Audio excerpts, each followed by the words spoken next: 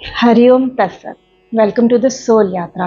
और आप सबका फिर से स्वागत है गीता की हमारी इस लर्निंग में। हमने अभी तक गीता की जितनी भी लर्निंग की है ना, उसमें एक बात तो साफ पता चलती है कि हमारे साथ जो भी होता है, हमारे जीवन में हमें जो भी मिलता है, वो सारा ईश्वर ने ही किया होता है। जैसे कि ये प्रकृति, माया, जीवन, मृत्यु, ये सब उन्हीं का ही रचा हुआ है। तो कभी कभी ये मन में ख्याल आता है ना कि अगर सब कुछ ही ईश्वर ने डिसाइड कर रखा है पहले से, तो जो हम ये कर्म करते हैं उसका फल हमें क्यों मिलता है, वो ईश्वर को क्यों नहीं मिल जाता है। तो आज इस लर्निंग में ना हम इसी के बारे में बात करेंगे। और ये वीडियो ना अंत तक ज़रूर देखिएगा क्योंकि ये बहुत इंटरेस्टिंग होने वाला है। तो अगर आपको ये वीडियो पसंद आए तो इसे एक लाइक ज़रूर कीजिएगा, चैनल को सब्सक्राइब ज़रूर कीजिएगा और मेरे साथ इसी तरह मेरी लर्निंग पे बने रहिए। तो अब ये कर्म क्या है और ये कर्म करना हमारे लिए क्यों ज़रूरी है, चलिए इस उदाहरण से जानते हैं। जैसे कि एक क्लास में ना बहुत सारे बच्चे होते हैं और उनके पास बहुत सारे सब्जेक्ट्स होते हैं पढ़ने के लिए। तो हर सब्जेक्ट की टीचर आती है, उन्हें अपने सब्जेक्ट के बारे में बताती है, उसके बारे में बहुत अच्छी तरह समझाती है ताकि उन्हें उसका ज्ञान हो जाए। इन केस अगर बच्चों को वो लेसन समझ नहीं आता है तो टीचर उन्हें ये ऑप्शन भी देती है कि वो जब चाहे टीचर से आके उसके बारे में पूछ सकते हैं, सवाल कर सकते हैं। तो इसमें क्या होता है कि जिन बच्चों को लगता है कि हाँ मैं सिचुएशन नहीं समझ पा रहा हूँ, सॉरी अगर मैं ये लेसन नहीं समझ पा रहा हूँ, तो मैं जाऊँगा, मैं टीचर से बात करूँगा, उनसे पूछूँगा, वो मुझे मेरी प्रॉब्लम का सॉल्यूशन दे देंगी। अब इसी तरह सारे सब्जेक्ट्स पढ़ते हैं। अब साल के बीच में एक दो बार एग्ज़ाम्स होते हैं ताकि बच्चों को पता चल सके कि उनकी परफॉर्मेंस कैसी है फाइनल एग्ज़ाम के लिए। कई बच्चों की परफॉर्मेंस ख़राब होती है, कईयों की बहुत अच्छी होती है। जिनकी ख़राब होती है वो उसको और अच्छा करने की कोशिश करते हैं और ऐसे ही फाइनल एग्ज़ाम में वो अपना पूरा परफॉर्म करते हैं। अब जब फाइनल एग्ज़ाम में बच्चों का रिज़ल्ट आता है तो वो जो रिज़ल्ट आता है ना, उसमें टीचर का कोई हिस्सेदारी नहीं होती। टीचर का काम क्या होता है? बच्चों को अपने सब्जेक्ट के बारे में नॉलेज देना, उसके बारे में बताना। और टीचर ने सारे ऑप्शन खुले रखे हुए हैं बच्चों के पास कि वो जब चाहे टीचर से आके बात कर सकते हैं। तो अब जब एग्ज़ाम शुरू होते हैं तो कुछ बच्चे 100% लेके पास होते हैं और कुछ 30% लेके पास होते हैं। अब जिन्होंने 30% लिए होते हैं वो कहते हैं कि भाई टीचर ही ख़राब थी, उसे अच्छी तरह पढ़ाना ही नहीं आता था। और वहीं पे जिन्होंने 100% लिए होते हैं वो बोलते हैं टीचर बहुत अच्छी थी, उसने बहुत अच्छी तरह पढ़ाया। तो यहाँ पे जो कमी रह जाती है ना, वो रह जाती है स्टूडेंट की पढ़ाई की, कि उसने कितने मन लगा के उस सब्जेक्ट के बारे में जाना और उसे पढ़ा। तो अगर उसने ढंग से नहीं जाना, नहीं पढ़ा, तो उसकी परफॉर्मेंस भी ख़राब हो जाती है। तो यही सब होता है हमारे साथ कि जब ईश्वर हमें यहाँ धरती पे भेजता है ना, तो वो हमारे सेट ऑफ रूल्स के साथ हमें भेजता है। अब ये तो हमारी दिक्कत है ना कि हम उसको अच्छी तरह समझ नहीं पा रहे हैं, हम उसे अच्छी तरह एक्सप्लोर नहीं कर पा रहे हैं। ईश्वर ने भी हमें ये ऑप्शन दे रखा है कि जब हम चाहें, हमें तकलीफ हो, हमें कोई दुख हो, तो हम ईश्वर के पास जाके अपनी समस्या को बांट सकते हैं, कह सकते हैं। पर हम ना उन्हें भूल जाते हैं, सुख में भी याद नहीं रखते और दुख में जब याद करते हैं तो सिर्फ अपने मतलब के लिए करते हैं।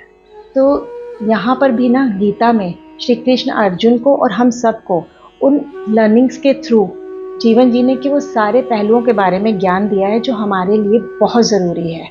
जैसे एक गुरु अपने शिष्य को ज्ञान देता है ना, वैसे ही श्री कृष्ण ने अर्जुन को और हम सबको वो ज्ञान दिया है।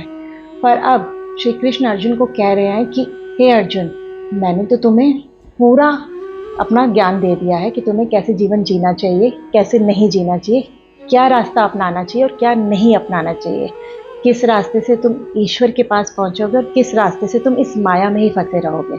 तो अब जब मैंने तुम्हें ये सारा ज्ञान दे दिया है, तो अब मैं ये चॉइस तुम्हारे ऊपर ही छोड़ता हूँ कि तुम कौन सा रास्ता अपने लिए चुनोगे। कि अब तुम्हें अपने अच्छे और बुरे कर्मों का फैसला खुद लेना पड़ेगा कि तुम्हें जो सही लगे तुम उसे चूज़ करो और जो सही नहीं लगे उसे छोड़ दो। तो यहाँ पे ना कृष्ण ने कर्म करने की चॉइस ना अर्जुन के ऊपर ही छोड़ दी है। तो यहाँ पे जो वाक्य है ना कि अब मैं ये तुम पर छोड़ता हूँ, यानी कि श्री कृष्ण अब अर्जुन को और हम सबको एक पूरी चॉइस दे रहे हैं, जिसे हम कह सकते हैं कि हमें फ्री विल दे रहे हैं कि हम अपने कर्मा को चूज़ कर सकें, उन्हें क्रिएट कर सकें। तो अब जो फ्री विल का काम शुरू होता है ना, वो ऐसे शुरू होता है क्योंकि जब हम अपने मार्ग को चूज़ करते हैं, चाहे वो सही है या गलत है, तो उसके बाद जो कर्म हम करते हैं ना, यही कर्म हमारी डेस्टिनी बनाता है। चाहे हम इसको फ्री विल कहें, चाहे हम इसको डेस्टिनी कहें, चाहे हम इसको कर्मा कहें, पर जो हमने खुद की चॉइस की है ना, वही हमारी डेस्टिनी बनाता है। तो जो ये फ्री विल है ना हमारी, जो हमारी चॉइस है, यानी कि हमारे पास दो ऑप्शन आए हैं, हम उनमें से कोई भी एक ऑप्शन जो चूज़ कर रहे हैं ना, इसकी वजह से हमारी डेस्टिनी बन रही है। तो ये फ्री विल ना श्री कृष्ण ने वैसे ही दे दी है जैसे एक टीचर एक स्टूडेंट को देता है कि मैं तुम्हें सारा ज्ञान दे रहा हूँ, मैं सारी नॉलेज दे रहा हूँ, पर कहीं अगर तुम स्टक होते हो, कहीं तुम्हें समझ नहीं आ रहा ना, तो मुझसे आके पूछ लेना। तो यहाँ श्री कृष्ण ने भी हम लोगों को ये अपॉर्चुनिटी दी है कि अगर तुम किसी समस्या में फंस जाओ, किसी तकलीफ में हो, किसी चीज़ का समाधान नहीं मिल रहा ना, तो मेरा नाम ले लेना, मुझे याद कर लेना। तो देखा जाए तो कर्मा तो हमारे ही हैं, हम ही चूज़ करते हैं, तो उसका फल भी हमें मिलेगा। यहाँ पर ईश्वर ने उन फल से, उस रिजल्ट से अपने आप को दूर कर लिया है। तो यहाँ पे पूरी गीता में जो श्री कृष्ण ने हमें बताया कि हमें कौन कौन से योग को कैसे कैसे परफॉर्म करना चाहिए, चाहे वो ज्ञान योग हो, कर्म योग हो, भक्ति योग हो, कोई भी योग हो, वो इसलिए बताया कि हर तरीके के मनुष्य हैं, हर तरीके का नेचर है। तो कोई कैसे परफॉर्म करना चाहेगा, कोई कैसे परफॉर्म करना चाहेगा, तो उन्होंने हर तरीके से हमें उस चीज़ का ज्ञान दे दिया। पर उस ज्ञान के बाद उनका काम वहीं पे ख़त्म होता है। उन्होंने हमें फ्री विल दे दी कि अब तुम अपने रास्ते में चलो और अपनी डेस्टिनी लिखो। चाहे हम अच्छा चूज़ करें, चाहे हम बुरा चूज़ करें, उसका फल ना हमें ही भुगतना पड़ेगा, उस पर ईश्वर का कोई योगदान नहीं होगा। तो इसीलिए ना सब कुछ उन्होंने रचा, पर ये कर्म हमारे लिए छोड़ दिए, ताकि हम अपनी डेस्टिनी अपने आप अपने हाथों से लिख सकें, अपनी फ्री विल से लिख सकें। तो ये तो था आज की मेरी लर्निंग, और आई होप आपको ये ज़रूर पसंद आई होगी और आप इसको बहुत अच्छी तरह रेजोनेट भी कर पा रहे होंगे कि हम ये जो डेस्टिनी, फ्री विल और कर्मा में फंस जाते हैं ना, कि ये कौन करता है, इसका सब करने वाले ना हम हैं। क्योंकि ईश्वर का तो काम हमें ज्ञान देना है, नॉलेज देना है, बाकी की परफॉर्मेंस सारी की सारी हमारे ऊपर है। तो आई होप आपको मेरी ये आज की लर्निंग पसंद आई होगी। अगर आपको पसंद आई है ना, तो चैनल को लाइक और सब्सक्राइब ज़रूर कीजिएगा और अपने कमेंट्स में मुझे बताइएगा कि आप और क्या जानना चाहते हैं।